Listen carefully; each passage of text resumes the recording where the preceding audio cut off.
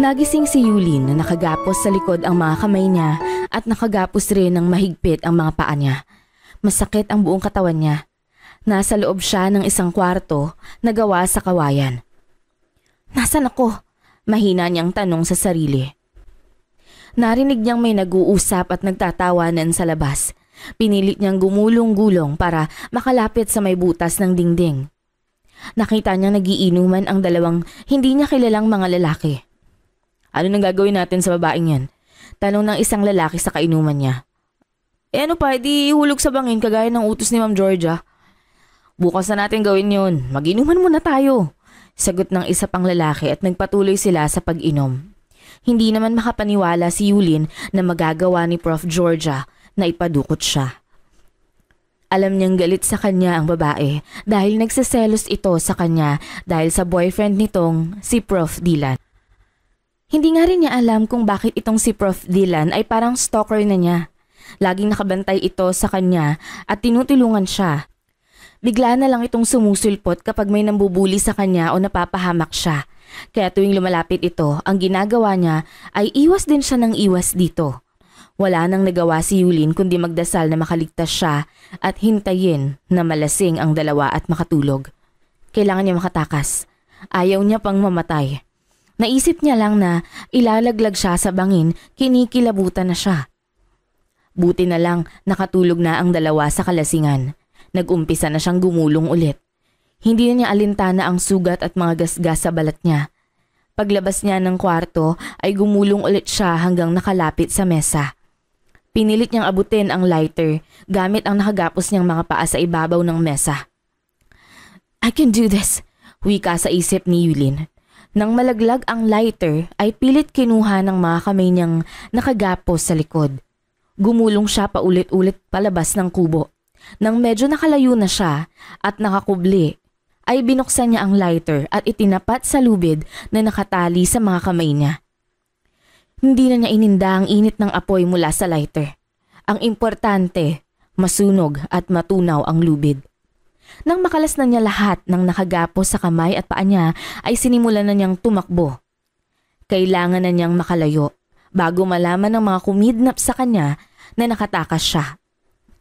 "Lord, ikaw na pong bahala sa akin. Iligtas niyo po ako." Naiiyak na panalangin niya. Hindi alam ni Yulin kung saang lugar siya pupunta. Magkahalong takot, pagod at gutom ang nararamdaman niya. Masukal na daan pa ang binabaybay niya. Inabot na siya ng mukhang liwayway sa kalalakad takbo niya. Nanghihina na siya pero hindi siya pwedeng tumigil. Kailangan may makita siyang bahay o makasalubong siyang tao. Sa di kalayuan ay may naaninag siyang kubo pero dadaanan pa rin niya ang mga pilapil. Kahit parang himatayin na siya at pilit siyang humakbang sa mga pilapil, nakailang hulog rin siya sa pilapil bago niya narating ang kubo. Pero hindi na siya nakarating sa pintuan ng kubo dahil dumilim na ang paningin niya. Nagulat naman si Rigo nang may madatnan siyang puro pasa at sugat na walang malay na babae sa bakuran ng kubo niya. Agad siyang bumaba ng motorsiklo at sinuri ang babae. May pulso pa naman ito. Hindi pa ito patay. Binuhat niya kaagad ang babae at ipinasok sa loob ng kubo. Labag man sa kalooban niya na asikasuhin ng babae pero wala siyang magawa kundi gawin ito. Nilinisan, binihisan at pinakain. Ang malala pa ay may lagnat ang babae kaya ang ginawa niya ay tinawagan ng kakilala niyang doktor para gamutin ang babae. "Salamat. Ang lamig," nangangatog na sabi ng babae. What a life. Frustrated na wika ni Rigo na may kasamang malalim na buntong hininga. Kumuha siya ng makapal na kumot at binalutan ang babae.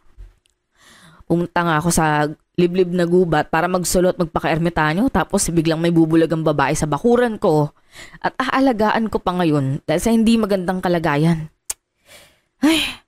What will I do with this woman? Gagawin pa yata akong caregiver nito eh." Inis na nasa bunutan niya ang buhok niya. Natigil ang pagsisentimiento niya nang makarinig siyang may tumatawag. Ang doktor siguro na tinawagan niya ang dumating. Nang lumabas siya ay hindi ang doktor, kundi dalawang lalaki na haggard ang mga mukha. Anong may paglilingkod ko sa inyo? Tanong ni Rigo sa dalawa. Pare, may nakita ka bang dumaan ditong maputing babae? Naka-white shirt, blue na maong pants, nakatali yung buhok niya na ponytail na pula. Tanong ng isang lalaki na nasa mahigit 50 na ang edad. Sa sinabi ng lalaki, katulad ang description nito sa babaeng nasa loob ng kubo. Medyo nagdududa na siya sa mga itsura ng mga ito. Parang hindi gagawa ng mabuti. Kahit ayaw niya na may makasamang babae at may aalagaan, pero ayaw niya namang mapahamak ang babae sa mga kamay ng mga ito. Konsensya niya pa kung anong mangyari sa babae. Pasensya na, wala akong nakita eh. Kakarating ko lang kasi sa kubo ko. Hindi ko naman kasi tirahan talaga to eh. Pagsisinungaling na wika ni Rigo. Wala namang nagawa ang dalawang lalaki kundi umalis na lang. Pagkaalis ng dalawang lalaki ay pumasok siya uli sa kubo para tingnan ang kalagayan ng babae. Pagdating naman ng doktor ay ginamot niya ang babae at binigyan ng bibilhing reseta. Tinawagan naman ni Rigo si Freddy, ang kanyang katiwala, para bumili ng mga gamot na nireseta at mga ilang piraso ng damit at undies. Kahit labag sa kalooban ay inalagaan ni Rigo ang babae na naiinis at hindi maipinta ang mukha. Sa ikatlong araw ay medyo magaling na siya. Ngayon magaling ka na, kaya mo na sigurong maligo, ano? Supladong wika ni Rigo sa babae. Salamat. Mabining wika ng pasasalamat ng babae sa kanya dahil sa pag-aalaga niya rito. Don't say thank you because after you take a bath and eat breakfast, you have to leave. Isama mo na rin yung mga damit na pinabili ko. I'm sure kakailanganin mo yan. Tapos ito, bigyan na lang kitang pera para may magamit ka. Masungit at seryoso ang mukha na sagot ni Rigo. Rumihistro sa mukha ng babae ang pag-aalala. Kuya, hindi pa nga ako masyadong magaling at hindi pa nga tayo magkakilala pa. Alisin mo na ako. Ayaw kitang makilala. Tama na yung tinulungan at inalagaan kita ng 3 araw, okay? Hindi ba ampunan yung kubo ko? Seryoso ang mukhang wika ni Rigo. Kuya, pwede bang dito muna ako? Hindi ko rin kasi alam kung nasan ako eh. Kumbinsi pa ni Yulin kay Rigo. Hindi siya pwedeng bumalik sa Manila. Delikado ang buhay niya. Huwag matawag-tawag na kuya, di mo kapatid. Supladong wika ni Rigo. Grabe ka naman kuya. Hindi porke tinatawag kitang kuya kapatid na kaagad. Hindi mo pwedeng tanda lang ng paggalang dahil mas matanda ka sa akin ng ilang taon? Tanong ni Yulin. Tiningnan lang siya ng masama ni Rigo.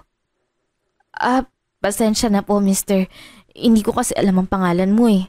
Kaya kuya na lang yung tawag ko sa'yo ah. Pwede bang makiusap na dito muna ako titira? Hindi kasi ako pwedeng umuwi eh. Hindi natapos ni Yulin ang pakiusap niya dahil nagsalita na kaagad si Rigo. Hindi pwede. Madiin na sabi ni Rigo. Kung di ka aalis ngayon, kailangan bukas hindi na kita mahabutan dito ah. May iritasyon ang boses na dugtong ni Rigo at iniwan si Yulin. What is this problem? Parang laki ng galit niya sa mundo. Bahala siya basta hindi ako aalis dito kahit hindi na magbabago pang desisyon niya.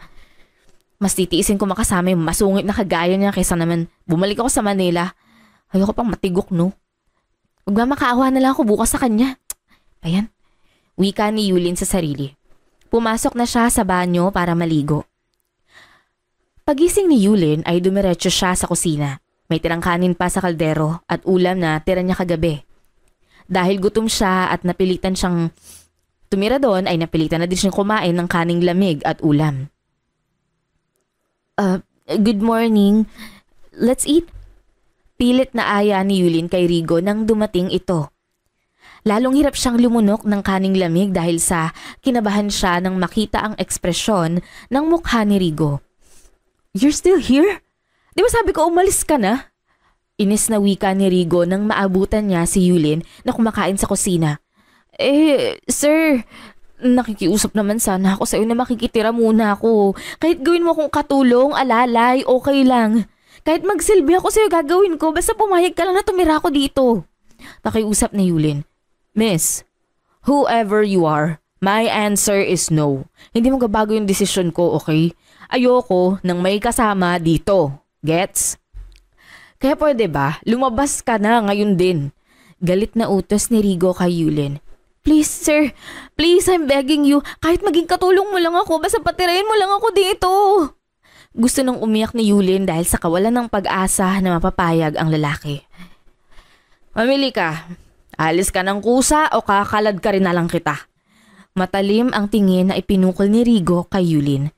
Nang makita ni Rigo na hindi gumagalaw si Yulin sa kinauupuan niya, ay hinablot niya ang kamay nito at hinila. Sa pilitan niyang dinala si Yulin sa labas ng kubo.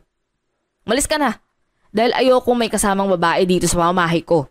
Hindi ko kailangan ng babae dito at hindi ko kailangan ng katulong. Galit na sigaw ni Rigo. Walang nagawa si Yulin, kundi tumulo ang luha niya. Hindi siya pwedeng bumalik ng Manila. Ito ang pinaka-safe na lugar para sa kanya. And take these clothes with you. Binato ni Rigo sa lupa ang mga damit at bag nang bumalik ito. O pati ito, pera. Kailangan mo yan para pamasahe mo.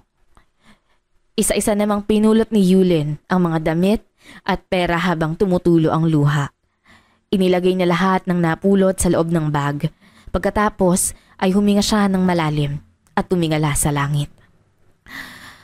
Kaya mo to, Self. Makakasurvive ka rin, Yulin. Lord, gabayan niyo ko at huwag niyo po akong pabayaan. Usal ni Yulin at humakbang na. Hindi umalis si Yulin. Umikot lang siya sa likod ng kubo.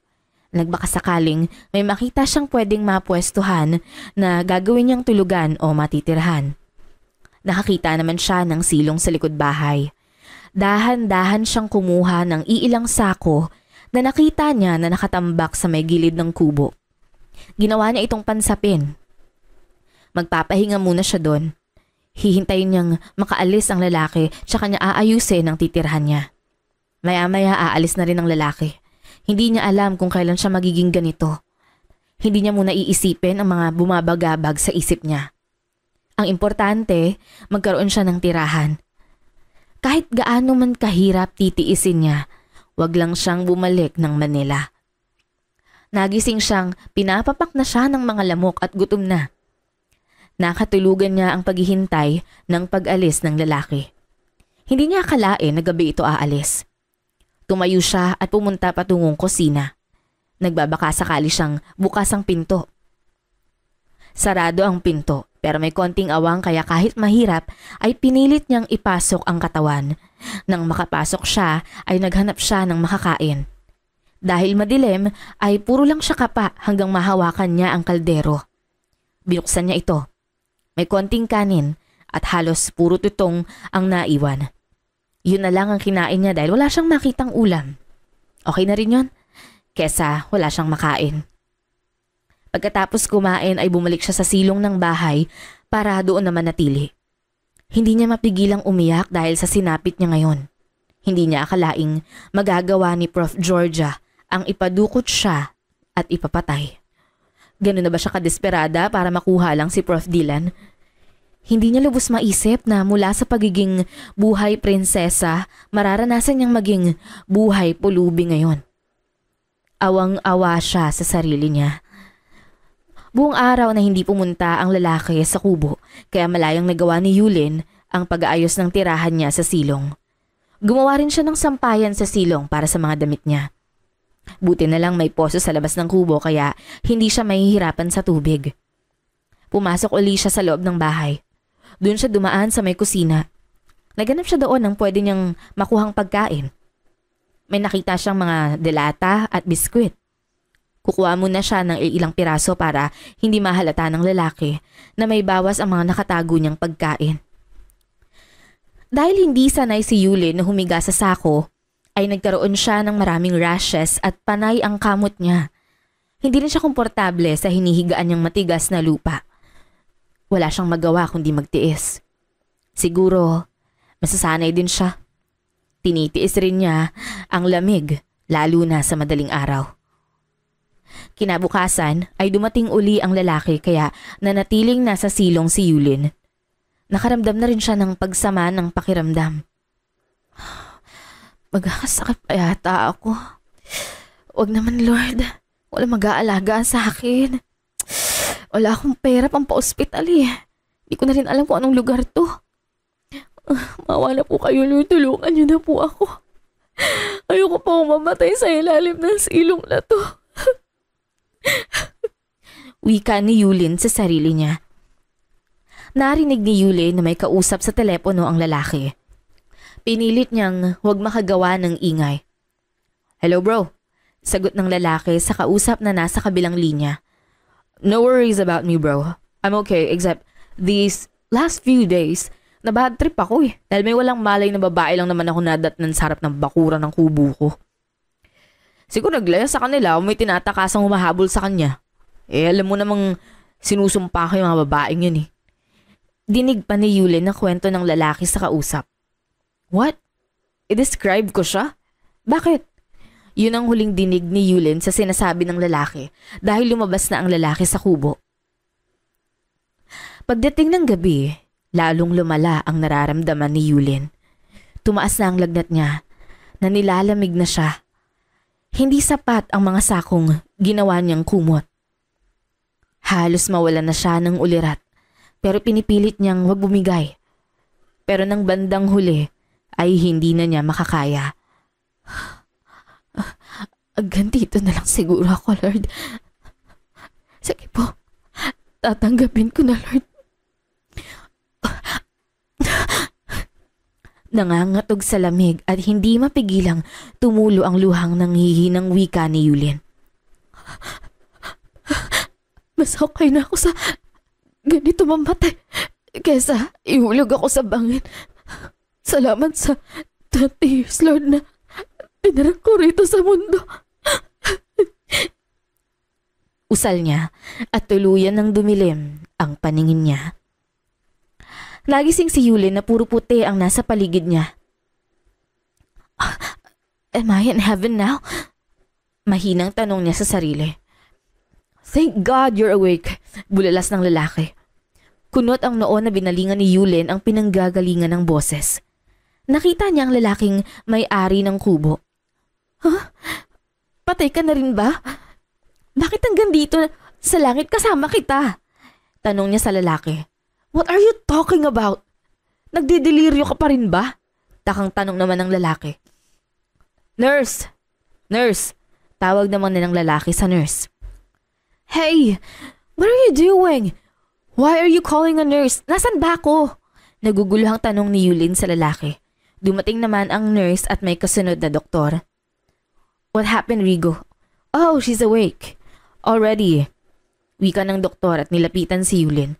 Pakicheck nga siya, Dok, kung gising na ba talaga yung nagdedeliryo lang. Pakiusap ni Rigo. Tumango naman ang doktor. Gising na siya at papagaling na siya. Wala na siyang lagnat. Yung mga rashes naman ay unti-unting mawawala lang yan. Pahayag ng doktor pagkatapos niyang ma-check up si Yulin. Thanks, Doc. Wikang pasasalamat ni Rigo. Nasa hospital ako? Bakit? Tanong ni Yulin kay Rigo. Natagpuan kang walang malay ng aso sa silong ng kubo na nag-aapoy sa lagnat. Malamig ang tono na kwento ni Rigo. Thank you for saving my life for the second time. Huwag kang mag-alala kapag tuluyan na akong gumaling, aalis na ako dito. Malungkot na wika ni Yulin. Ang plano niya ay pumunta na lang sa ibang lugar. Makikita kasi sa mukha ng lalaki na walang interes itong patirahin siya doon sa kubo. Doon siya makikipagsapalaran sa ibang lugar para magtago. Hindi niya alam kung anong naghihintay na kapalaran sa kanya.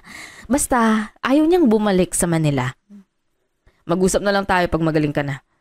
Sa ngayon magpahinga ka muna at hintayin natin kung kailan ka madi-discharge. Formal pa rin ang wika ng lalaki. Nang pwede nang lumabas ng hospital si Yulin ay inuwi siya ni Rigo sa malaking bahay nito. Sinalubong sila ng kumakahol na malaking aso ni Rigo. Sinaway naman ito ni Rigo at hinimas-himas ang ulo. Nagtaka naman si Yulin. Why did you bring me here? Is this your house? Tanong niya. Hindi naman pinansin ni Rigo si Yulin. Hinawakan lang ni Rigo ang kamay niya at hinilang papasok sa bahay. Sumunod na lang si Yulin dahil wala namang ganang sagutin ng lalaki ang tanong niya.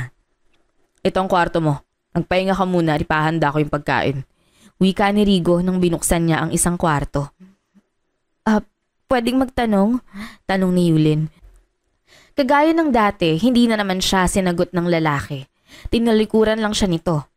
Nagtataka man ay humakbang na lang si Yulin papuntang higaan. Medyo mahina pa kasi siya. Kailangan pa niyang magpahinga.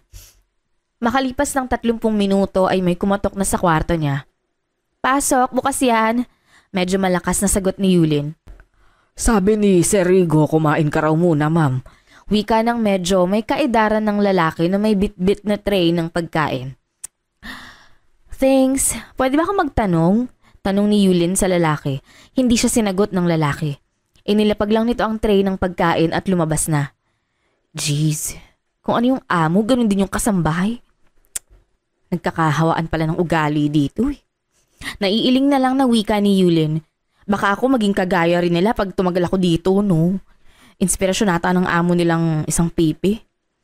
Hindi ko naiisipin yun. Kapag tuluyan na akong gumaling, alis na ako dito. Kakain na nga lang ako. More than 1 week na akong di nakakatikim ng masarap na pagkain, no? Wika ni Yulin at nilantakan ang mga pagkain. Kinabukasan ay kinausap na ni Rigo si Yulin. Gusto ko magpakilala muna tayo sa isa't isa bago tayo formal na mag-usap. I'm Rigo Antonio de Mafelis. Pakilala ni Rigo. Yulin Laris Andrada. Maikli ring pakilala ni Yulin. Someone told me that your life is in danger. Simula ni Rigo. Yeah, I was kidnapped. The mastermind is the girlfriend of one of the professors in the university where I'm studying. And she's a professor too. Wait, kanino mo nalaman yan? Takang tanong ni Yulin. Anong sabi mo? Girlfriend ng isang professor nagpa-kidnap sa'yo? So may isa pang nagtatangka sa buhay mo. Kailangan mo na ng proteksyon. Saad ni... Ano, teka nga? Maliban kay Prof. Georgia, may isa pa? Naguguluhan na ring tanong ni Yulin. Pwede mo bang ikwento sa akin yung nangyaring pag-kidnap sa'yo? Ganting tanong ni Rigo. Ikinwento naman ni Yulin ang nangyari. Yung kay Prof. Georgia, too much jealousy ang cause nun. Yun ang nagtulak sa kanya para ipakidnap ka. Sabi ni Rigo. Parang ganun na nga. Pero nakakatakot pala yung sobrang selos, no? Handang kumitil ng buhay. Natakot na wika naman ni Yulin. Yulin, listen. Maliban sa sinasabi mong Prof. Georgia, may isa pang nagtatangka ng buhay mo. Ito naman ay sa mamanahin mo. Umpisang pagkukwento ni Rigo. What? Sino naman ang magtatangka sa buhay ko dahil sa mana? Gulat na tanong ni Yulin. Maliban sa inyo, may iba pang pamilya ang daddy mo. Okay? Ang isa sa naging pamilya ng daddy mo ang nagtatangka ngayon sa buhay mo. Dugtong na pahayag ni Rigo. Bakit naman nila pagtatangkaan ng buhay ko? Pwede namang hati-hatiin namin yung mana. Mungkahi ni Yulin. Kahit hati-hatiin niyo yung mana, malaki pa rin ang mapupunta sa'yo dahil ikaw ang legal child. Kasalang mami mo sa daddy mo. Nalaman kasi nila na ulila ka na at ikaw lang ang nag-i-exist na anak kaya gusto ka nilang patayin. Kapag wala ka na, sa kanila na mapupunta ang yaman. Kwento pa ni Rigo. Kinilabutan si Yulin sa narinig. Oh my. Ayoko pang mamatay. Ano gagawin ko? Nag-aalalang tanong ni Yulin. Wait, paano mo pala nalaman yung tungkol dito? Naalalang itanong ni Yulin. May isa akong kaibigan na alam ang tungkol sa'yo, kaya kailangan kang protektahan. Wika ni Rigo. How? Please help me. Gusto ko pang mabuhay. May pangarap pa ako sa buhay. Kita sa mukha ni Yulin ang takot. I can help you. But I need your approval and cooperation. Saad ni Rigo. What is it? Sabihin mo. Susog ni Yulin. Kung okay lang sa'yo, magpakasal ka sa akin. Mungkahi ni Rigo. What? Bulalas ni Kitang-kita sa kanya ang pagkadisgusto. Nag-o-oppose kagad siya sa gustong mangyari ng lalaki. Magpapakasal siya sa walang pusong lalaking to? No way! Hey, okay. Listen first. Ipapaliwanag ko sa'yo, calm down. Utos sa kanya ni Rigo. Okay, sige, paliwanag mo sa akin yan at siguraduhin mo lang ha na mapapaniwala at maihikayat mo ko sa explanation mo. Wika ni Yulin. Ang pagpapakasal mo sa akin, ang isa sa best ways na hindi mapapasa kanila ang mamanahin mo in case na mapatay ka nila. Ito ay sa kadahilan ng magiging conjugal property na ito. Ang yaman mo, magiging akin na rin. Paliwanag ni Rigo. So, You're appointing yourself to be my husband. Tapos ano, pag natigo ako, walang ibang makikinabang kundi ikaw. Abang galing mo rin ha. Wala ka na nga puso, tuso ka pa. Lumihistro sa mukha ni Yulin ang galit. Yulin, don't get me wrong, okay? Gusto lang kitang tulungan at protektahan. Kung gusto mo magkaroon tayo ng prenuptial agreement. Pero dapat wala makakaalam. Tayo lang dalawa. I don't need your money, okay? Gusto ko lang magtulungan tayo and I need your cooperation. I need you, Yulin. So please, say yes to marry me. Nakikiusap na wika ni Rigo. Nang marinig ni Yulin ang prenuptial agreement ay medyo lumambot ang ekspresyon ng mukha niya. Kung iyan yung makakabuti, sige, handa ako makipagtulungan sa'yo. But make it sure that I will be safe in your protection.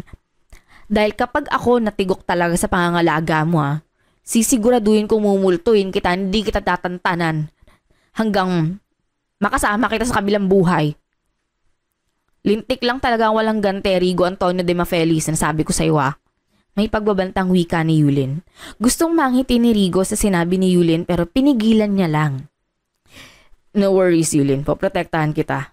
Sa abot ng makakaya ko, okay? Pareho tayo mag-benefit sa kasunduang ito. Saad na lamang ni Rigo. Napagkasunduan nilang sikretong magpakasal. Babalik sila ng Manila at magpapanggap si Rigo na kanyang driver or bodyguard. Doon na tumira si Rigo sa bahay ni Yulin after nilang magpakasal. Nagdagdag din ng security guards sa bahay niya. Mag-isa na lang kasi siyang namumuhay. Namatay na kasi ang mother niya 1 year ago. Mga kasambahay na lang ang kasama niya at ang abogado ng daddy niya ang tumayong guardian niya. Nagulat naman si Yulin nang may bumisita sa kanila. Prof. Dylan, why are you here? Hi, Yulin. Rigo invited me to come here. Nakangiting sagot ni Dylan. Do you know each other? Gulat na ulit na tanong ni Yulin. Yeah, we're friends, sagot ni Dylan.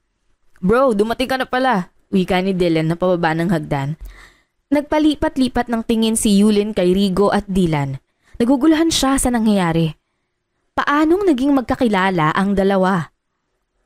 Yulin, I knew you're in confusion, that's why Dylan came here to tell you the whole story. Siya ang kaibigan na tinutukoy ko na nagkwento sa akin ng tungkol sa'yo. Pahayag ni Rigo. Can we talk this in private? Baka kasi may makarinig sa atin Maybe in one of the rooms here. Mungkahi ni Dylan. Napagdesisyonan nila na mag-usap sila sa office ng daddy ni Yulin noong ito ay buhay pa at hindi pa naghihiwalay ang mga magulang niya. O sige na, ikwento niyo kung anong kaugnayan niyo sa akin dahil naguguluhan na talaga ako, okay? Mga secret agent ba kayo na binayaran para bantayan ako? Siya, sino naman nagbayad sa inyo? Si Attorney Ledesma ba? Naguguluhang tanong ni Yulin. Ang Attorney Ledesma na sinasabi niya ay ang guardian niya ngayon. Yulin, kailangan mo nang malaman ang totoo about sa family natin. Simula ni Dylan. Nagtaka naman si Yulin kung bakit nabanggit ni Dylan ang katagang family natin. Pero binaliwala niya na lang. Gusto niyang marinig ang ikukwento ni Dylan. Ang daddy mo, bago nagkatuluyan sila ng mami mo, ay nagkaroon ng anak sa iba na hindi niya alam. After 10 years, ipinakilala yung bata sa daddy mo dahil ang ina ng bata ay malapit nang mamatay. Meron kasing cancer. Dahil ayaw ng daddy mong malaman ng mami mo at ng ibang tao na may anak siya sa labas, sinikreto niya yon. Pinalagaan niya yung bata sa mag-asawang caretaker ng bahay, bakasyonan ng bata. Pinalabas nilang ang mag-asawa ang magulang ng bata. Tuwang-tuwa naman yung mag-asawa dahil walang anak yung mga yun. Suportado naman ng daddy mo yung bata hanggang sa paglaki niya. Mahabang kwento ni Dylan. Sana yung batang yun. Ito ba yung sinasabi mo, Rigo, na gustong pumatay sa akin? Kinakabahang tanong ni Yulin. Hindi siya ang batang yun. Gusto mo bang makilala kung sino ang batang yun? Tanong ni Dylan. Yes! Kung hindi naman siya nagtatangka sa buhay ko, yes! I want to meet him or her. Sabik na rin ako magkaroon ng kapatid Gusto kong may karamay ako. O di kaya may magpuprotekta sa akin, lalo na sa sitwasyon ko ngayon. Wika ni Yulin. Malapad ang ngiti ni Dylan. Nasa harapan mo na siya ngayon. Ito, kinakausap mo. Matagal na rin kitang pinoprotektahan, little sis. Ikaw ang kapatid ko? Ikaw ang kuya ko? Hindi na mapigilan ni Yulin na mapaluha at yakapin si Dylan. Yumakap na rin si Dylan sa kapatid niya. Yes, ako ang kuya Dylan mo. Bago namatay si Daddy, inabiling kanya sa akin na bantayan kita at protektahan dahil may nagtatangka sa buhay mo. Emosyonal na sabi ni Dylan. Si Rigo ay inggit na nagmamasid na lang dahil nauna pang mayakap si Dylan ni Yulin kesa sa kanya na asawa. Pero masaya siya para sa magkapatid. Sa yakap lang talaga siya nainggit. Akala ko dati stalker ka eh. So, yun pala talaga yung dahilan kung ba't lagi ka nakabantay sa akin at nakabuntot ka sa akin. Ba't di mo naman sinabi sa akin na kapatid kita? Dahil tuloy sa ginawa mong paglilihim, pinagsilosan ako ni Professor Georgia na nauuwi na sa pagpapakidnap niya sa akin. May halong tampo na wika ni Yulin. Hindi biro ang pinagdaanan niya nung nakidnap siya. One of the reasons kung ba't ako pumasok na professor sa pinapasukan mo, para mabantayan kita. Pasensya na sa'yo. Hindi ko mapapatawad ang sarili ko pag may masamang nangyari sa'yo. Salamat na lang sa Diyos at buhay ka pa. Okay, mamaya na natin pag-usapan yung ginawa niya sa'yo. Ito munang problemang pamilya yung harapin natin. Wika ni Dylan. Sinong iba pang pamilya ni Daddy ang nagtatangkang patayin ako? Tanong ni Yulin. Yung huling kinakasama ni Daddy, si Deborah. Kaya naghiwalay si Daddy at yung mommy mo dahil sa babaeng sakim na yun. Hindi nila magawa dati na ipapatay ka dahil boy pa yung mommy mo eh. Gusto niya mapunta sa anak niya lahat ng yaman. O ngayong ulila ka na at gumalaw na sila. Akala nila ikaw lang ang kaagaw nila sa mana. Ang hindi nila alam, nandito pa ako. Hindi nila pwedeng malaman na nandito pa ako. At hindi rin nila pwedeng malaman na may kapatid ka pa. Ayoko sana magpakilala sa'yo eh. Pero dahil sa munti ka na mapahamak dahil sa akin, nawalan ako ng choice kundi magpakilala sa'yo. One thing, it happened that Rigo is my friend na may malaki ring parte sa buhay mo. Si Rigo na magpapaliwanag sa'yo tungkol dyan. Mahabang paliwanag ulit ni Dylan. Thank you. Can I call you Kuya, Prof. Dylan? Saad ni Yulin. Sure, I'd love that. Pero hanggat maaari, manatili lang muna tong sikreto. Para mahirapan yung mga kalaban natin, okay? Wika ni Dylan. Nagdesisyon kami ni Rigo. You should continue your studies in the university. Dagdag pa ni Dylan. Biglang rumehistro sa mukha ni Yulin ang pagkabahala. How about Prof. Georgia? Magkikita kami doon. Baka maulit yung pagpapakidnap niya sa akin. Baka matuluyan na ako. No worries, Yulin. I'm here. I'm here to protect you. Assurance naman ni Rigo. That's our plan para mahuli natin si Georgia at makasuhan. Dalawa kami ni Rigo ang magbabantay sa'yo. Okay? Maliban dyan, may mga sikretong bodyguards na nasa paligid. By the way, I broke up with Georgia. I chose you over her. Nakangiting wika ni Dylan. Thanks, kuya. Ngayon pa lang, alam ko na magkakasundo tayo. Nakangiting wika ni Yulin at muling niyakap ang kuya. Si Rigo ay gustong-gusto na niyang umeksena sa dalawa. Hindi niya alam kung naiinggit siya o nagsiselos siya dahil hindi siya ang kayakap ni Yulin. Hindi rin niya alam kung bakit nakakaramdam siya ng ganito kay Yulin. Pag-alis ni Dylan ay sina Rigo at Yulin naman ang nag-usap. I have a confession to make, Yulin. Simula ni Rigo. Ikaw ang nakatakdang babaeng ipapakasal sa akin. Dugtong pa niya. Nagulat naman si Yulin sa narinig.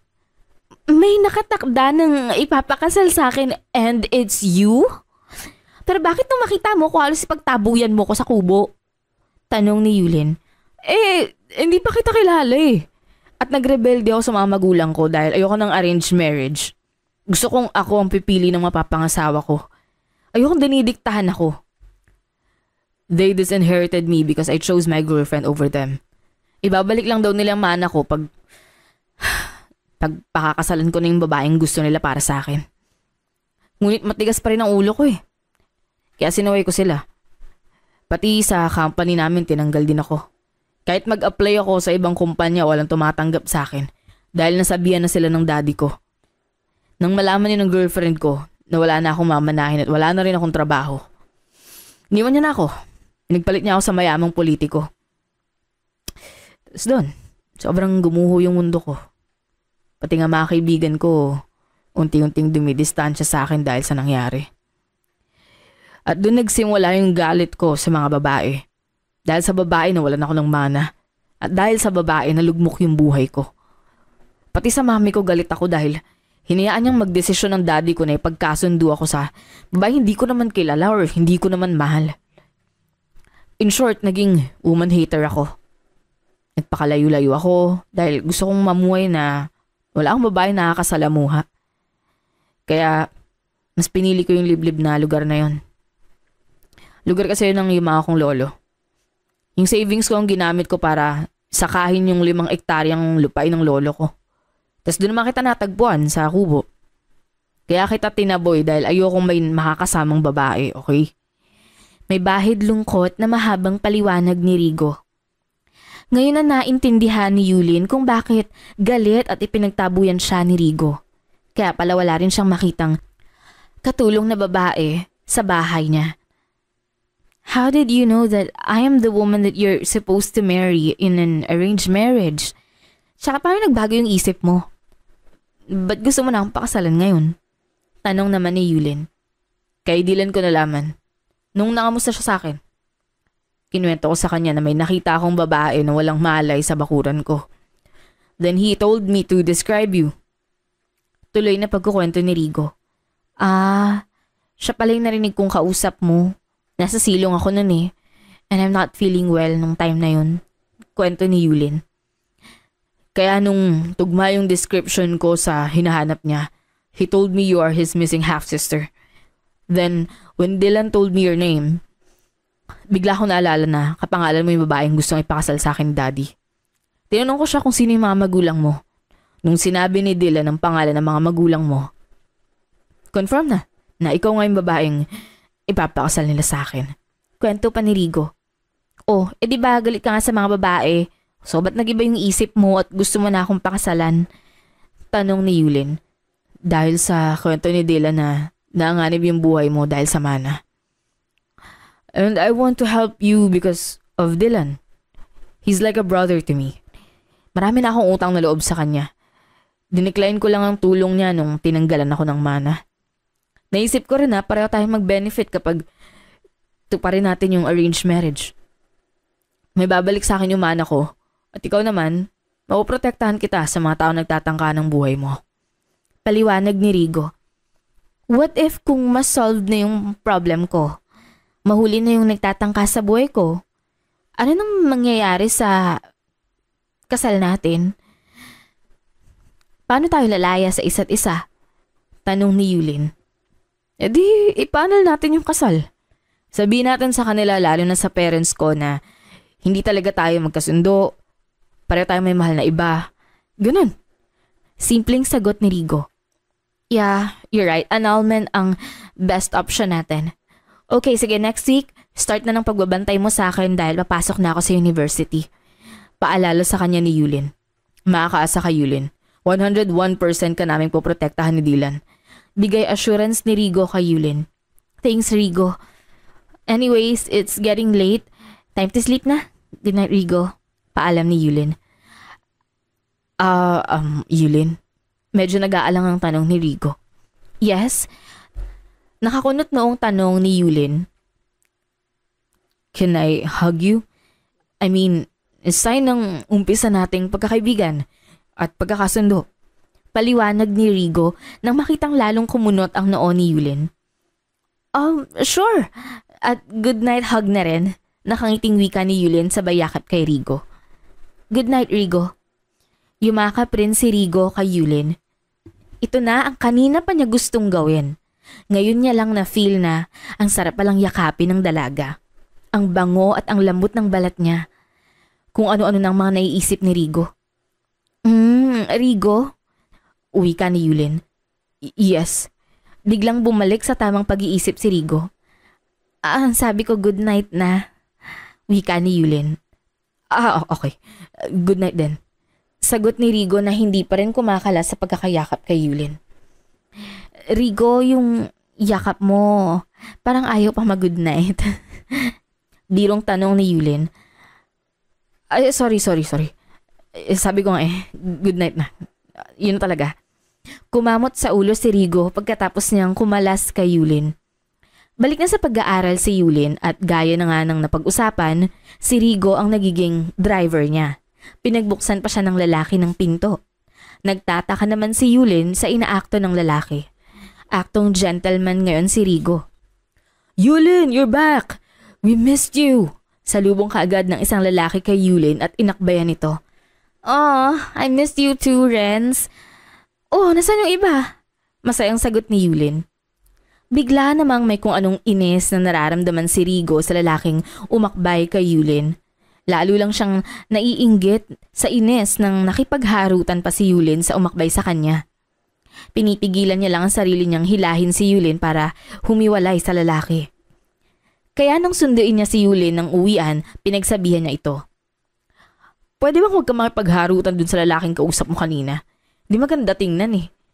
Pigil ang inis ni Rigo na kumpronta niya kay Yulin. Nasa loob na sila ng sasakyan. Si Renz? He's one of my friends. Ba't mo ko pinagbabawalan? Takang tanong ni Yulin kay Rigo. Dahil hindi magandang tingnan sa may asawa na nakikipagharutan ka pa sa iba, okay? Hindi na maitago ni Rigo ang inis niya. Natawa si Yulin sa sinabi ni Rigo. Asawa? Are you out of your mind? Sa papel lang naman tayo. Hindi na natapos ni Yulin ang sasabihin dahil bigla na lang siyang hinalikan ni Rigo. Napatulala na lang si Yulin sa kabiglaan. Naramdaman niya na lang na gumagalaw ang mga labi ni Rigo sa labi niya. Ang pagkatulala niya kanina ay napalitan ng pagkagising nang hindi niya maipaliwanag na nararamdaman. Kusang gumalaw ang labi niya upang tugunan ang ginagawang paghalik ni Rigo sa kanya. First time niyang mahalikan. Masarap pala sa pakiramdam. Habol ang hininga nang binitawan ni Rigo ang labi ni Yulin. Asawa kita. Hanggat kasal tayo sa papel, asawa kita. Kaya ayokong makita na nakikipagmabutihan ka sa iba. Seryosong wika ni Rigo kay Yulin at nagsimula ng magmaneho. Gusto pa sanang magsalita ni Yulin pero parang umurong na ang dila niya.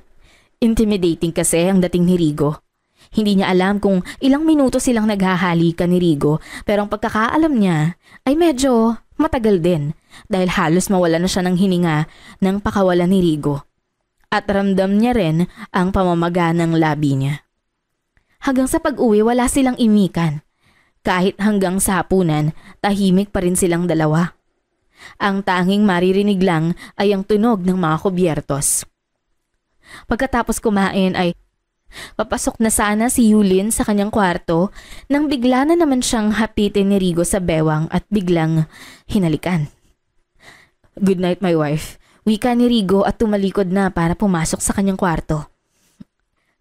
Sa kabiglaan ulit ay nahaplos na lang ni Yulin ang kanyang labi na hinalikan ng asawa. Good night, Rigo. Mahinang usal na lang niya.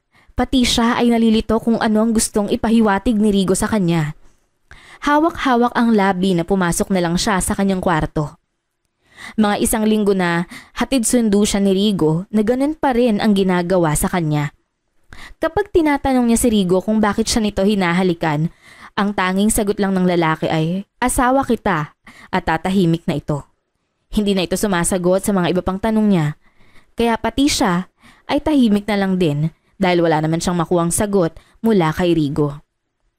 Parang nasanay na lang siya sa ginagawa ng asawa niya sa kanya at mukhang nagugustuhan niya na rin ang mga nakaw at biglang paghalik sa kanya ni Rigo.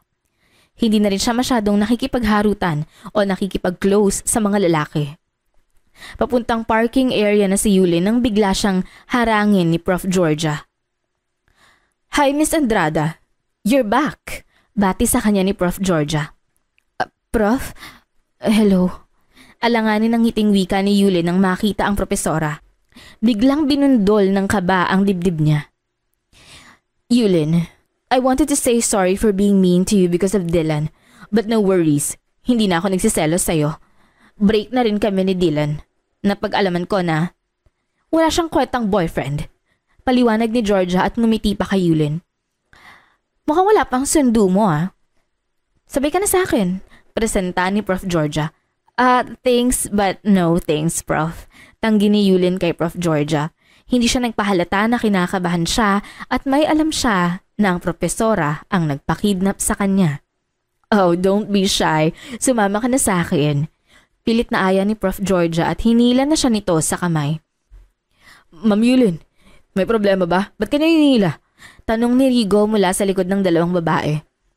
And who are you? Tanong ni Prof. Georgia na may kasamang matalim na tingin kay Rigo. Ako yung driver niya, ma'am. Susunduin ko na siya. Kalmadong wika ni Rigo. Binitiwan naman ni Prof. Georgia ang kamay ni Yulin. Okay, next time na lang Yulin. Oh, by the way, ang gwapo ng driver mo, ha? Komento ni Prof. Georgia. What's your name, handsome? Tanong niya na may interest kay Rigo. Rigo, ma'am. Seryosong sagot ni Rigo. Nice meeting you, Rigo. I'm Georgia. Pakilala ni Prof. Georgia sa lalaki. Alis na kami, Prof. Tara na, Rigo. May halong inis na hila ni Yulin kay Rigo. Nice meeting you, Prof. Georgia. Pero kailangan na naming umalis. Pahabol na wika ni Rigo. Pagpasok sa loob ng sasakyan, pasalampak na umupo si Yulin na hindi maipinta ang mukha. Nang tiningnan siya ni Rigo ay hindi na niya mapigilang magsalita. Nice meeting you, Prof. Georgia. Inis na wika ni Yulin at nagme-make face pa kay Rigo. Kala mo single pa. Feeling binatan. Bigla na namang hinalikan ni Rigo si Yulin. Nang igalaw na naman ni Rigo ang labi niya at walang balak pakawalan ang labi ni Yulin, ay kusa na lamang tumugon ng halik ang dalaga sa asawa niya. Huwag ka na magselos. Wika ni Rigo na binitiwan ang labi ni Yulin. I'm not jealous. Do I look like I'm jealous? Hinalikan ulit siya ni Rigo at tumugon na naman siya. Pero nang mahimasmasan siya ay tinulak niya ang lalaki. Ano ba? Namimihasa ka na sa mga pahalik-halik na yan, ha? Galit na sabi ni Yulin. Isa pang salita mo, Mrs. De Mafeli, sa halikan ulit kita. At hindi lang talaga halik yung gagawin ko sa'yo. Seryoso ang mukha ng binata. Bigla na lang itinikom ni Yulin ang bibig niya. Baka totohanin ni Rigo ang banta niya at baka mahalata siyang nagugustuhan niya na ang ginagawa sa kanya ng asawa niya.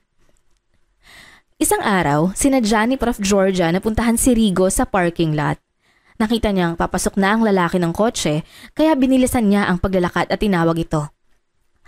Hi Rigo, uuwi ka na? Tanong ni Prof. Georgia. Ma'am Georgia, anong ginagawa niyo rito? Takang tanong ni Rigo. Ano ba? Just call me Georgia na lang. Sobrang formal mo naman. I'm inviting you to have coffee with me in the cafeteria. Aya ni Prof. Georgia kay Rigo. Gusto ko man sana pero marami pa akong gagawin eh. Hinatid ko lang si Ma'am Yulin. Pasensya ka na. Wika ni Rigo at pumasok na sa sasakyan at sinara ang pinto. Hey, Rigo, wait!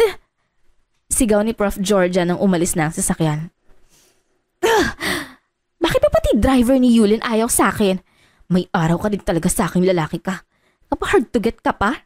Mapapaamo din naman kita. Nagngingit-ngit sa galit na bulong ni Prof. Georgia sa sarili. Ilang beses rin sinusubukan ni Prof. Georgia na lapitan at akitin si Rigo pero baliwala talaga ang effort niya.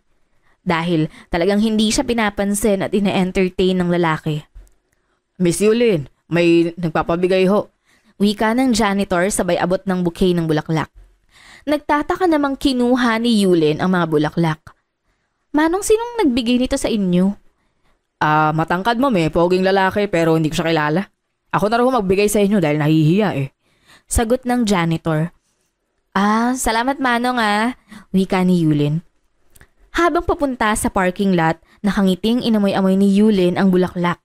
Ngayon lang uli kasi siya nakatanggap ng bulaklak. Dati marami siyang manliligaw pero pinagbawalan siya ng kanyang mommy na mag-boyfriend dahil bata pa raw siya at gusto ng kanyang mommy na magtapos muna siya. Ngunit ngayon naisip niya na 20 pa lang at hindi pa siya tapos, hindi nga nag-boyfriend pero nag-asawa naman siya. Napangiti na lang siya sa nangyayari sa buhay niya. Pagdating ng parking lot, nakita niya si Rigo na masama ang tingin sa hawak niyang bouquet. Who gave you that ugly flowers? Mahinahon pero galit na tanong ni Rigo. Tinaasan lang ng kilay ni Yulin si Rigo at hindi sinagot. Diretso siyang pasok sa loob ng kotse. pake mo? Wika sa isip ni Yulin. Pagpasok at pagupo ni Rigo sa driver's seat, tinanong niya ulit si Yulin. I said, who gave you that ugly flowers? Hindi na maitago ni Rigo ang galit. Hindi pa rin siya sinasagot ni Yulin. Nanatili lang itong nakasimangot. Ang bagay sa mga bulaklak na to, itapon. Wika ni Rigo, sabay tapon sa labas ng bintana ng kotse. Nagulat naman si Yulin sa ginawa ni Rigo. Hey! Why did you do that? Galit na tanong ni Yulin, ngunit hindi na siya sinagot ni Rigo. Nag-umpisa na itong magmaneho. Nakakainis ka! Nanggigigil na sabi ni Yulin kay Rigo. Ngunit dadma lang ang lalaki sa kanya.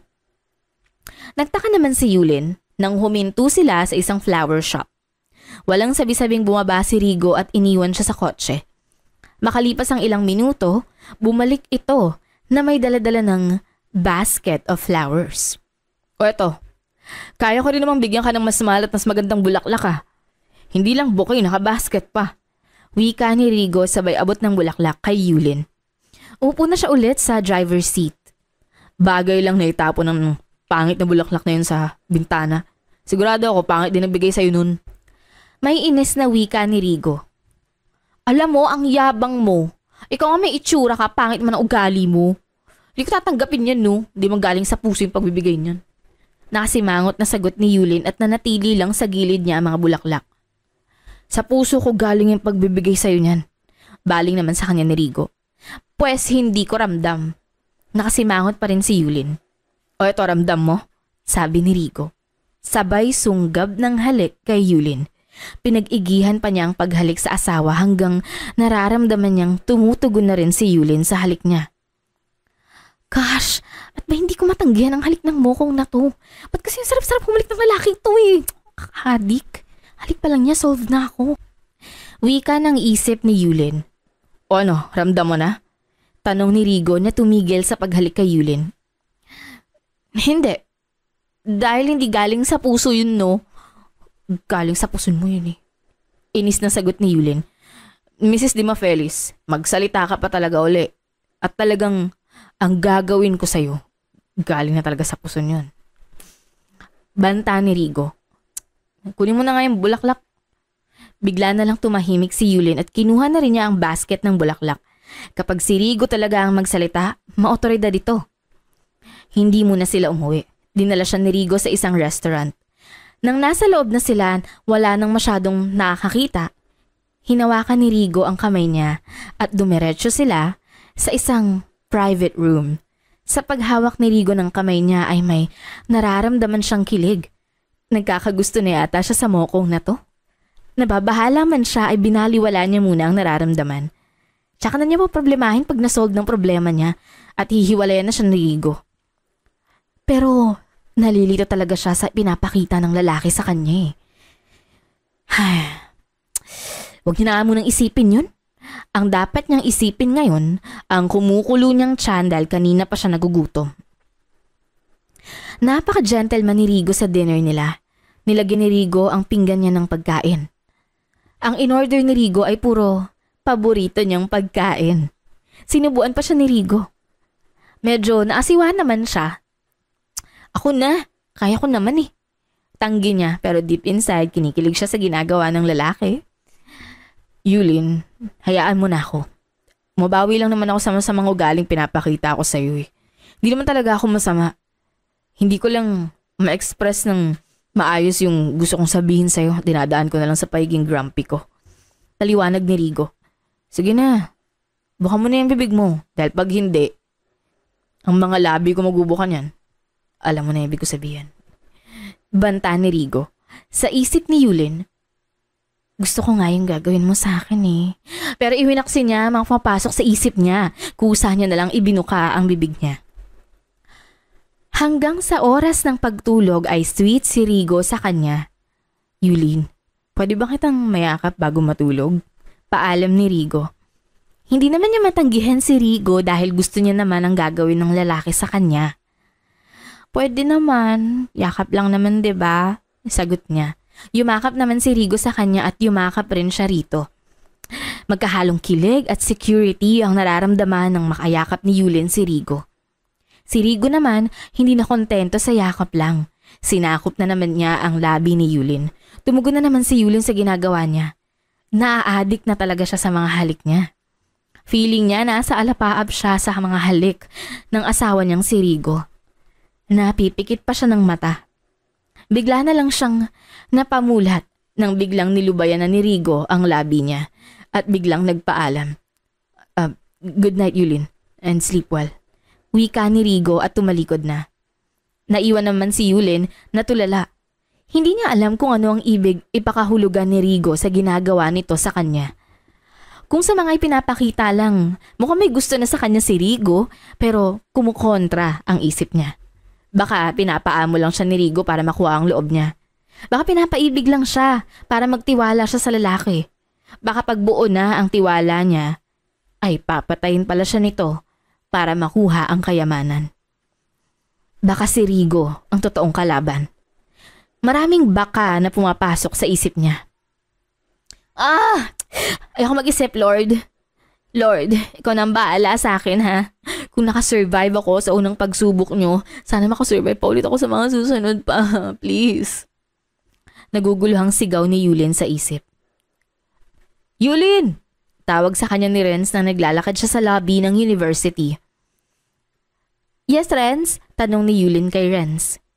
Si Jem, nadaanan ko siya dun sa labas Natagusan daw Nakiusap sa akin na kung sino daw makita akong kaibigan niya dito sa loob, baka raw pwede kong pakiusapang bumili ng napkin tsaka damit niya pampalit.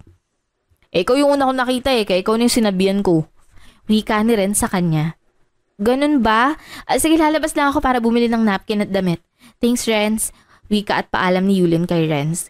Ngunit humabol si Renz. Samahan na kita. Hindi mo kasi alam kung saan si Jem kapag pinuntahan mo. Presenta ni Renz at pumayag naman si Yulin. Malayo na ang nilakad ng dalawa nang biglang inakbayan ni Renz si Yulin. At tinakpan ang ilong niya ng panyong may pampatulog. Nagising si Yulin na nakagapos ang mga kamay at mga paa sa isang silid. Ito na naman ako. Naulit na naman yung nangyari sa akin. Takot na wika ni Yulin sa sarili. Sa ikalawang pagkakataon ay nakidnap na naman siya. Napaluha na lang si Yulin. Napatingin siya sa pinto nang bumukas ito. Lalo siyang nahintakutan nang makitang si Prof. Georgia ang lumabas doon. Hindi lang nag-iisa si Georgia. May kasama itong aristokratang may edad na babae. Well. Nagising na pala ang nag-iisang eredera na may malaking parte sa mana. Mataray na wika ng may edad na babae. Sino ka? Kinakabahang tanong ni Yulin. Of course hindi mo ako kilala. Pues magpapakilala ako sa'yo. Ako si Deborah, ang huling kinakasama ng daddy mo. Sa akin mapupunta ang mana mo kapag na-dispatcha na kita. Pagmamayabang na wika ni Deborah. At ito pala si Georgia, pamangkin ko. Kaya wag kang magtaka kung bakit kasabwat ko siya sa pagkidnap sa'yo. Taas ang kilay na dugtong ni Deborah. Hindi ko alam na ganyan kayo kasama, Prof. Georgia. Pinagpalit mo yung propesyon mo, dignidad mo, dahil lang sa pakikipagsabwatan sa kanya. Sabi naman ni Yulin. Wag mo akong pangaralan. Alam mo bang nakapasok at naging profesor ako ng universidad dahil ginamit ko ang ganda ko? Ang katawan ko? Si Dylan, munti ko na sana siyang masilo pero dahil sa'yo napurnada yon. Kung nakuha ko sana siya, malaking pera na naman sana ang nadagdag sa bank account ko. Ewan ko ba kung ba't sa'yo pa siya nagkagusto Maliban sa tinik ka kay tita, balakid ka rin sa akin. Kaya kahit anong sabihin mo, hindi na uubra sa akin yan. Sanay na ako sa gawaing to. Panguuyam na wika ni Georgia. Napailing na lang si Yulin sa narinig niya. Mga sanay na pala ang mga ito sa gawaing masama. We can talk about the inheritance without kidnapping me. Bakit kailangan pa ninyong gumawa ng dahas? Tanong naman ni Yulin at may kasama na ring takot. Because we're greedy. Gusto namin walang kahati. Sige na Georgia, simulan mo na ang pagpapahirap dyan bago natin dispatchahin. Di ba malaki ang atraso niyan sa'yo? Utos ni Deborah. Yes, tita. Makakaganti na rin ako sa babaeng to. Nakangising sabi ni Georgia at sinimulang sampalin ng malakas si Yulin. Wag!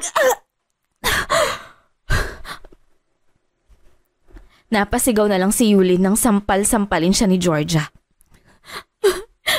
Maawa ka, Prof. Georgia. Tama na, wala akong kasalanan sa'yo.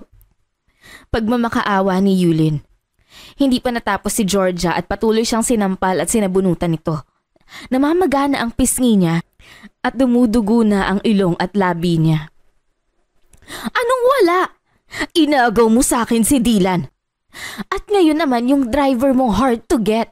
Akala mo mayaman yung driver mo? Driver lang naman siya. Hindi niya pinansin yung beauty ko, ang kapal ng mukha niya. Ha? Professional ako. Kaya ko siyang buhayin. Dahil sa'yo na itsapwera yung beauty ko. Kaya sa'yo ko ibubunton yung galit ko sa driver mo at kay Dylan. Galit na wika ni Georgia at sinampal na naman si Yulin. Sige Georgia, gawin mo ang gusto mo sa kanya. Kapag magsawa ka na sa pagkapahirap sa kanya, sunugin na natin siya ng buhay kasama ang kwartong ito para wala silang ebidensyang makuha. Natatawa pang wika ni Deborah. Kinilabutan naman si Yulin nang marinig ang sinabi ni Deborah.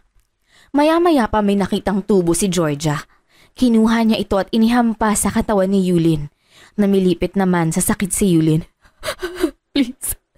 Please Georgia, maawa ka. Maawa ka sa akin, huwag mong gagawin yan. Pagmamakaawa ni Yulin, hindi siya pinansin ni Georgia. Tinitingnan lang siya ng masama at akmang hahatawin niya ulit si Yulin nang biglang bumukas ang pinto. Si Renz ang pumasok. May narinig pa silang putukan sa labas. Ma'am Deborah, Prof. Georgia, natunto nila tayo. Humahangos na balita ni Renz. Biglang nagpanik ang dalawa. Teka, ano gagawin natin, tita? Natatakot na tanong ni Georgia. Mga inutil talaga itong mga tauhan ko. Saglit lang, Georgia. Mag-iisip muna ako. Nagagalit ng sagot ni Deborah. Naririnig pa rin nila ang putukan sa labas. Ma'am, Prof, tumakas na kayo. Ako nang bahala sa babaeng to. Ako nang papatay sa kanya at susunugin ko na rin ang kwartong to kagaya ng plano natin bago ako umalis. Presenta naman ni Renz. Ngumiti naman ang dalawa. Buti ka pa, Renz, nag-iisip. Sige, ikaw na ang bahala sa babaeng yan. Sisiguruhin kong malaki ang makukuha mong pera sa akin pagkatapos nito. Tara na, Georgia. Sigaw ni Deborah sa pamangkin. Nang makalabas na ang dalawa ay nagtataka naman si Yulin kung bakit tinatanggal ni Renz ang mga tali niya. Renz, akala ko... Shhh! Huwag ka nang magtanong, wala na tayong oras. Kapag nakatakas tayo rito, ipapaliwanag ko sa'yo. O eto, baril. Gamitin mo pag may nakita kang kalaban. Wika ni Renz, sabay abot ng baril sa kanya. Teka, hindi ko alam kung paano gamitin yan eh. Sagot naman ni Yulin. Huwag ka mag-alala. Pag nasa panganib ka, sigurado ako sa'yo, malalaman mo kagad kung paano gamitin yan. Basta dalin mo na yan. Utos sa kanya ni Renz. Nanginginig naman ang kamay na hinawakan ni Yulin ang baril. Bakit ba naman tatanggihan niya nasa panganib na nga sila? Kahit masakit ang katawan ay sumasabay siya sa liksi ng paglakad-takbo ni Renz. Pagliko nila ay nakasalubong nila ni Renz ang isang kalaban. Nagpambuno si Renz at ang lalaki. Medyo dihado si Renz dahil may pagkapayat ito. Nakita ni Yulin ang isang kahoy at kinuha ito. Ubod lakas niyang hinampas sa batok ang kalaban. Kahit man lang dito matulungan niya si Renz. Nabitawan ng kalaban si Renz at nahilo ito. Kinuha naman ni Renz ang kahoy kay Yulin at siya na muli ang pumalo sa kalaban hanggang sa natumba na ito. Lakad takbo sila uli ni Renz. Hindi niya alam kung saan na sila basta. Sunod lang siya ng sunod kay Renz. Nagulat na lang siya nang may biglang yumakap mula sa likuran niya. Sisigaw na sana siya. Shh! Yulin! Ako to si Rigo. Mahinang wika ni Rigo. Nang malaman niyang si Rigo ang yumakap sa kanya ay yumakap na rin siya at umiyak. Rigo! Salamat nandito ka! Takot na wika ni Yulin. Nakita ni Rigo ang mga pasa at dumudugong ilong ni Yulin kasama na ang labi niya. Hinalikan niya ang mga ito. Nagngingit-ngit sa galit si Rigo. Makita ko lang talaga yung Deborah at Georgia na yon. Hindi lang magamo ka nga abutin nila sa akin. Galit na wika ni Rigo at muling niyakap ng mahigpit si Yulin. Si Rigo, ikaw nang bahala kay Yulin. Maiwan ko na kayo Ito ko dadaan sa kabila. Paalam ni Renz sa kanila. Salamat Renz sa pagliligtas mo kay Yulin. Ako nang bahala sa kanya. Sagot ni Rigo. Pagkaalis ni Renz ay nakita ni Yulin na may kalaban. Nababaril kay Rigo kaya inunahan niyang barilin ang kalaban. Pero dahil hindi siya marunong bumaril, hindi niya natamaan at nakapagtago ang kalaban. Pero naiwas naman niya si Rigo na matamaan ng baril. Si Rigo naman ay nagulat nang magpaputok si Yulin ng baril. Hinila niya agad si Yulin para makakubli. Nice try, Mrs. Demafelis. Kahit di mo matamaan, naiwas mo ako sa panganib Thanks. Pasalamat ni Rigo sa kanya. Namula naman si Yulin sa sinabi ni Rigo. No problem, Mr. Demafelis. Tsaka mo na ako lubusang pasalamatan pag nakatakas na tayo, no? Kaya halika na, lumabas na tayo dito. Pakunwaring pagtataray na wika ni Yulin. Walang inaksayang panahon ng dalawa at umalis na sa pinagkukublihan nila. May bumabaril sa kanila. Gumaganti naman ng baril si Rigo na may 2 natamaan. Si Yulin ay baril lang rin ng baril. Hindi niya alam kung may natatamaan ba siya o wala. Nang malaman niyang wala ng bala ang baril ay tinapon niya na lang. Narinig na rin nila ang sirena ng pulis. May mga dumating ng mga pulis. Namataan nila si Dylan na pinagtutulungan ng 2 kalaban. Pero kahit 2 ang kalaban ni Dylan, hirap na hirap ang mga itong patumbahin siya. Expert siguro si Dylan sa martial arts na isip ni Yulin. Tinulungan na ni Rigo si Dylan. Binigyan ni Dylan ng isang roundhouse kick ang kalaban niya at bumulagta ang mga ito kaagad. Si Rigo naman ay in-uppercut muna niya at sinundan ng sidekick ang kalaban. Kaya ayun, bulagta rin sila. Nang mapatumba na nila ang mga kalaban ay niyakap agad ni Dylan si Yulin. Thank God, you're safe little sis. Wika ni Dylan at biglang nabahala nang makita ang namamagang muka at dumudugong labi at ilong ni Yulin. Kailangan na natin makalabas dito. Dapat madala ka sa ospital. Nag-aalalang wika ni Dylan. This way. Mukhang malapit na tayong makalabas. Mungkahi ni Rigo. Yulin, sumampa ka na sa likod ko. Kakargahin na kita. Diyan naman si Dylan na nakabantay Kung may kalaban siya nang bahala. Utos ni Rigo kay Yulin. Sige na ako nang bahala. At your service bro. Sige na Yulin, sumampa ka na sa likod ni Rigo. Utos ni Dylan sa kapatid. Nahiyaman ay sumampa na rin si Yulin sa likod ni Rigo. Kanina pa talaga siya napapagod at masakit ang katawan niya. Paglabas nila ng building ay nahuli na ang ibang tauhan ni Deborah at nalaman na rin nila na nanlaban si Deborah at namatay. Si Georgia naman ay nalaglag sa building nang tumakas sa mga pulis na humahabol sa kanya. Si Yuli naman ay idiniretso nila sa ospital. Mga 1 linggo rin siyang namalagi sa ospital. Binisita naman siya ni Renz at humingi naman ito ng tawad sa kanya. Yulin, humingi ako ng tawad kung kuntsabahan ako kay Prof. Georgia para kidnapin ka.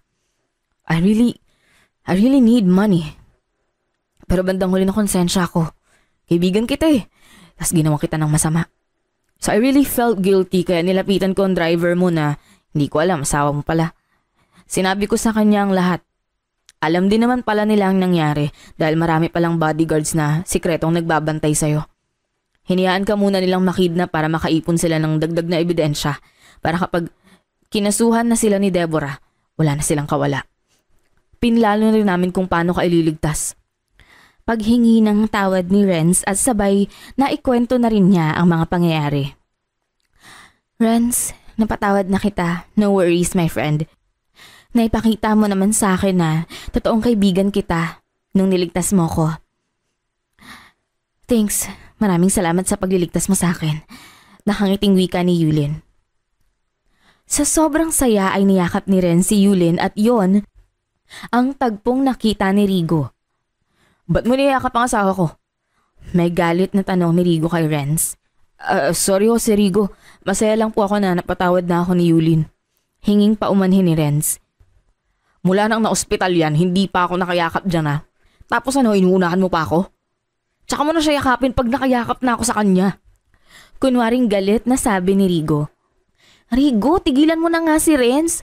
Wala ka nang pakialam kung sinong yakapin ko. Inis din na saway ni Yulin kay Rigo. Kung ayaw mo ng yakap ko, ito na lang. Wika ni Rigo sabay halik kay Yulin sa mga labi. Kung hindi lang siya nahihiya na nandyan si Renz, tutugunan niya na sana ang halik ng asawa niya. Pero nahiya siya. Mahinang itinulak niya si Rigo. Pwede ba, Mr. Demafelis? Sa labas ka muna. May bisita pa ako, oh. Saway niya kay Rigo. Okay, lalabas na ako. Pero tandaan mo rin sa, wag mong yayakapin yan. Ako muna ang unang yayakap dyan. Banta ni Rigo. Napangiti na lang si Renz sa sinabi ni Rigo. Kahit seryosong magsalita si Rigo ay alam niyang biro lang yun ng lalaki. Makakasa kayo, sir. Sagot ni Renz. Nang lubusan ng gumaling si Yulin ay nagbalak siyang mag-file ng annulment. Hindi niya kasi alam kung anong status ng pagsasama nila ni Rigo. Walang linaw dahil wala namang sinasabi sa kanya ang lalaki. Isa pa, may gusto na siya kay Rigo kaya bago pa mahuli ang lahat, pipigilan niya na ang nararamdaman para sa lalaki. Tutal, okay naman na ang lahat. Wala na yung mga taong nagtatangka sa buhay niya. Kapag naghiwalay na sila ni Rigo, balak niyang ibenta ang bahay at titira na lang sa mas maliit na bahay. Ipagpapatuloy ang pag-aaral hanggang sa makapagtapos siya. Magtrabaho bilang simpleng empleyado. Mamuhay rin ng simple kasama ang pamilya kung iibig siyang muli. Sa Kuya Dylan na niya ipagkakatiwala ang mga negosyo at ibang ari-arian nila. Bibigyan niya rin ng parte sa mana ang naiwang anak ni Deborah. Tama, bukas pupuntahan niya ang abogado niya. Magfa-file siya ng annulment. Nakatulugan ni Yulin ang pag-iisip na malaya na lang niya na may humahalik sa kanya. Pagmulat niya ay si Rigo ang yumayakap sa kanya. You're so beautiful, Yulin. I need you. Hindi ko na talaga mapigilan ng sarili ko. Namumungay ang mga mata ng wika ni Rigo at siniil siya ng halik ulit. Heto na naman si Yulin. Hindi na naman niya mapahindian ang asawa. Kusa siyang tumutugon sa ginagawa ni Rigo. Inisip niya na lang, last na to. Bukas makikipaghiwalay na siya kay Rigo. Pagbibigyan niya muna ngayon ng sarili niya. Nagising si Yulin kinaumagahan na nakahubad at masakit ang katawan. Tiningnan niya ang asawang nakahubad rin na himbing sa pagtulog. Kinapa niya sa sarili kung may pinagsisisihan ba siya sa nangyari sa kanila ni Rigo. Pero ang sagot niya ay wala. Wala siyang pinagsisisihan sa nangyari. Kung naibigay niya kay Rigo ang sarili niya, bagkus masaya siya. Kung maghiwalay man sila ni Rigo at kung magbunga ang nangyari sa kanila, ituturing niya na isang magandang alaala. Umakma na siyang tumayo pero nagulat siya nang biglang hilahin ni Rigo ang kamay niya. Kaya napahiga ulit siya sa higaan. Where do you think you're going, Mrs. Demafelis? Inaantok pang tanong ni Rigo. Maglilinis at magbibihis na. Sagot naman ni Yulin. Ayoko. Gusto ko nakaganyan ka lang. Matiim siyang tinitingnan ni Rigo. Medyo naasiwa naman si Yulin kaya inilihis niya ang tingin niya. Yulin, tumingin ka sa akin. May sasabihin ako sa'yo. Pero gusto ko nakatingin ka lang sa mga mata ko. Maotoridad na utos ni Rigo. Walang nagawa si Yulin kundi sundin na lang si Rigo. Yan ang gusto ko eh, nakatingin ka sa akin. Alam mo bang gandang-ganda ako sa'yo? Wika ni Rigo. Hindi. Mabilis na sagot ni Yulin. Hindi? Tanong ni Rigo. Hindi. Mabilis ulit na sagot ni Yulin.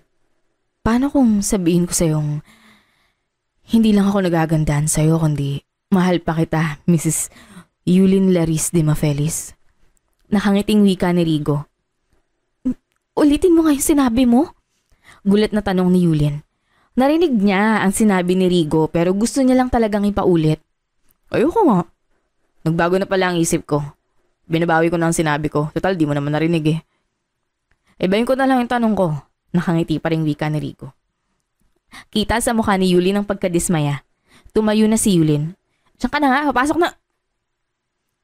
Will you marry me, Yulin? Biglang sambit ni Rigo at may hawak na singsing. Napaluha na lang si Yulin nang marinig niya ang pagpropose ni Rigo at nang makita ang singsing. Ayoko. Parang batang umiiyak na wika ni Yulin. Bigla namang kinabahan si Rigo. Parang babase din pa yata siya ni Yulin. Anong ayaw mo? Ayaw mong tanggapin? Hindi. Ayokong biguin ka. Siyempre, oo yung sagot ko. I will marry you. Umiiyak na natutuwang sagot ni Yulin. Lahat ng agam-agam ni Yulin ay nawala. Pati ang pag-file ng annulment ay nawala na rin sa isip niya. Burado na lahat. Thank you. Thank you. I love you, Yulin. Mahigpit na yakap ang iginawad ni Rigo kay Yulin. I love you too, Rigo. Sagot naman ni Yulin at yumakap rin kay Rigo. I'm sorry, my wife, kung hindi ko masabi sa'yo ang totoong nararamdaman ko. Pinakita ko sa'yo, pero alam ko namang hindi sapat sa'yo yun eh. Ngayon lang ako nagkalakas ng loob. Alam mo, torpe kasi talaga ako. Hindi ako pala salita eh. Pero mahal na kita noon pa. Wika ni Rigo at hinalikan ang buhok ni Yulin. Ha? Paano ka nagka-girlfriend no kung di mo niligawan? Takang tanong ni Yulin. Actually, siya talaga nanligaw sa akin eh. Inakit niya ako. Dahil sa katulad ko na hindi marunong manligaw tapos nilapitan ng nagpakita ng motibo kaya sinunggaban ko naman. Nakakayamang aminin eh. Nabaliw ako dun eh. Yun pala, yaman ko lang yung habol niya. Kaya nung tinanggalan ako ng mana, iniwan niya ako ng walang paalam. Pinagpalit niya ako sa iba. Halos mabaliw-baliw ako at isinusumpa ako ng mga babae.